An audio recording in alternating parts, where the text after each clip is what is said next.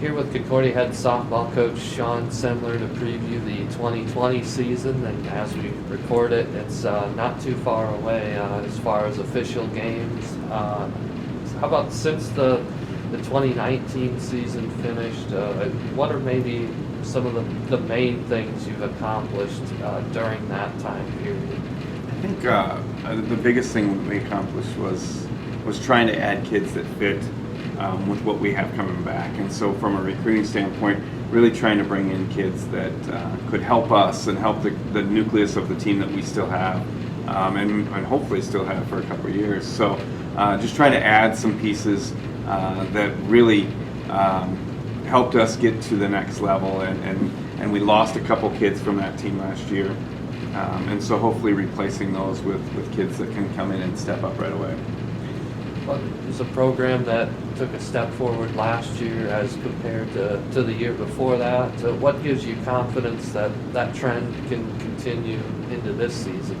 Well, anytime you have a Cameron Moore on the mound, you feel like you can start recruiting around her, and you've got the big solid piece in the middle that is a constant, and she's going to be pretty consistent. And so knowing that we had her, it just helps. And you throw a Hannah Haro and Tori Homolka in there, and both were sophomores last year. You throw those three, and Kylie Nixon, and all the other pieces that we have already in place. It's so easy to feel confident going into the season because you kind of have a really good idea what those kids can do.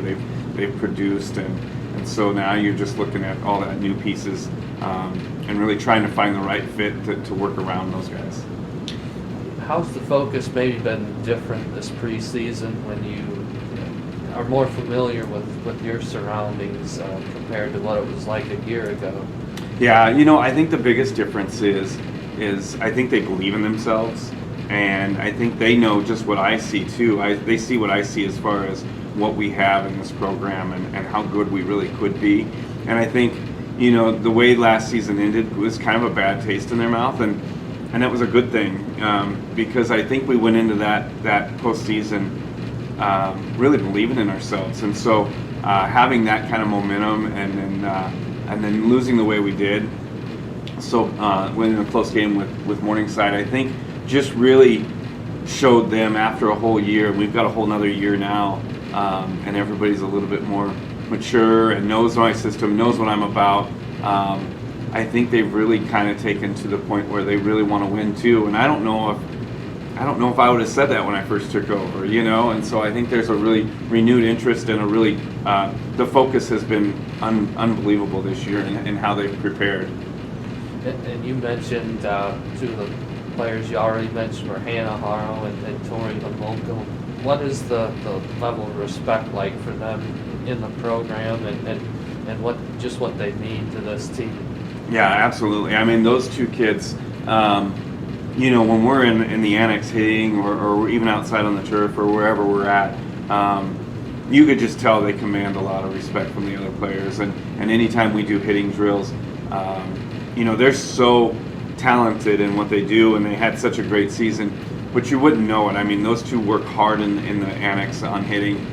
They're doing the fundamentals the right way. They're going through everything the right way. And it's just like, if those two have to do that, and those two work tirelessly on a tee and their form, then I better do that too, And so it's been an interesting case in the leadership that's taken over this program, and it's really come from those kind of kids that aren't necessarily seniors, but they've been in this program now a few years, and they've showed what they could do. And so I think they've kind of taken over the leadership roles and really said, this is the way we're going to do things around here, and you either get on board with that or get out of here. Mm-hmm. And you mentioned Cameron Moore too, seems to be on a path to being in that same type of category, but what have you maybe noted about her development since a lot of us saw her last competing in the spring last year? Right. Well, and she's an interesting case because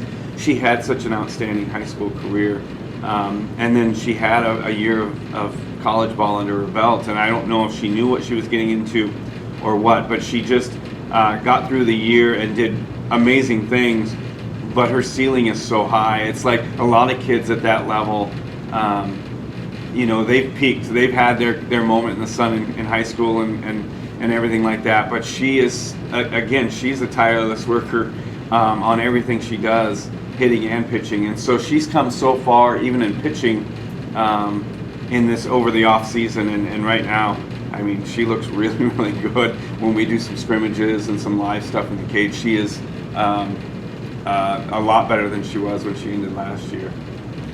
And I think every year you hope that some of those returners kind of break out and maybe realize some of their potential as well. Are there maybe some others that might fit into that type of category? Yeah, and I would say not a breakout because Kylie Nixon had such a great freshman year. And just with trying to platoon her with a girl that was a 3-year starter, and Kylie getting in that mix. But you talk about focus. I mean, that kid has really, really changed a lot of what a young person perceives. And she's, small in stature, but she walks around and commands a lot of presence with herself even. And I think she's going to really build on what she did last year. But then you look at like Mackenzie Schmidt, who's a former first-team all-conference kid, and had a down year by her standards last year. But her focus level this year is in the cages and everything that she's done. I mean, this is going to be her last year, and she's really determined to really regain that form that she had 2 years ago and really put some things that together that she's capable of. And then you look at a Janessa Jarvis, who's now a 2-year starter, and she's just trying. We got to get her to believe in herself because she's got as much talent as anybody in that room. She just needs to believe in that talent, and I think between Coach Ball and myself and Barkle and Martinez, we're really pushing really hard to really let her know how good she can be if she'll just believe in herself. And I think one of the things you wanted to add was mix in some speed with some of the power that was already on this team. Is that maybe one of the differences between last year? I mean, what things are different from a year ago from the makeup of this team? Yeah, I think that's one of the key things that we tried to do, in that we found in big games, especially the Morningsides and Midlands, our big bats can do a lot of things. But even then, when they get on base and get a double, we've got to find a way to manufacture a run and get them in at the level of pitching that we're seeing, and that takes speed. And so, we've added some speed. We've added some base running. We really worked hard on that aspect of our game in the off season to really put ourselves in a position that late in the game or in a big game, when we have an opportunity to score, we're not waiting for a big hit, because that's when the other team's pitchers are getting really, really good and really bearing down. And so we need to try to manufacture some, and speed kills. And so we worked on that in fall ball, and every chance we got a chance to play this fall, we really tried to showcase our speed so the girls knew kind of what we have. After finishing third place in the conference last year, seems like expectations are pretty high right now, but where do you feel like you might stand within the conference? We know what the preseason polls say, but right. It looks like it could be pretty competitive near the top. Yeah, I would say, and I mean, you look at those polls, and I was a little discouraged about fourth, but in looking back on it, the top four are really, really good. After that, there's good softball teams that can beat anybody, but Jamestown 10 run us last year, and then we came back and beat them, and they've got almost everybody back. Got the pitcher that no-hit us back. They've got some really, really good things going in Jamestown right now. Midland's always going to be tough. I've looked at their recruiting class. They've signed some great kids. So they're always going to be in that mix. And then Morningside's got their All-American pitcher back, and what they have coming back, I don't think they lost as many or very many people just like us. And so that top four is pretty legit, and I think any one of those four can beat each other. And so I think we're right in that mix. We just got to play well when we're called to play well. And we talked about this the other day. We need to get to a point where our women's basketball team takes care of the teams that they're supposed to beat, and they don't play around with them. And we got to get that mentality too as a softball program, that if we're going to be in that top four or in that top two, we can't play around with people below us or those kind of teams. We've got to go out there and take care of business, and so we don't get tripped up. And even last year, I mean, Morningside loses to a team that doesn't even make the tournament. We lost to a team that didn't make the tournament. Midland did too.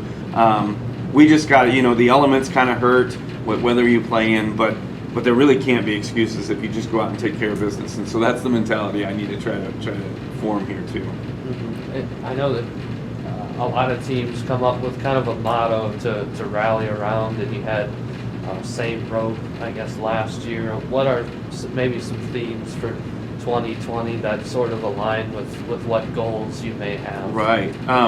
Well, we went with never settle, and it was just one of those things. We're in a coaches meeting, and I just feel like last year, we got to a point and maybe we settled. We settled on, hey, we've improved. We're really, really good, or we had a good season, and didn't really believe in how good they really could have been.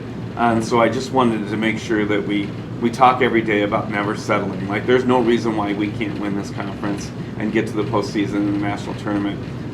We've got everything in place to do so. We just can't settle for less than that.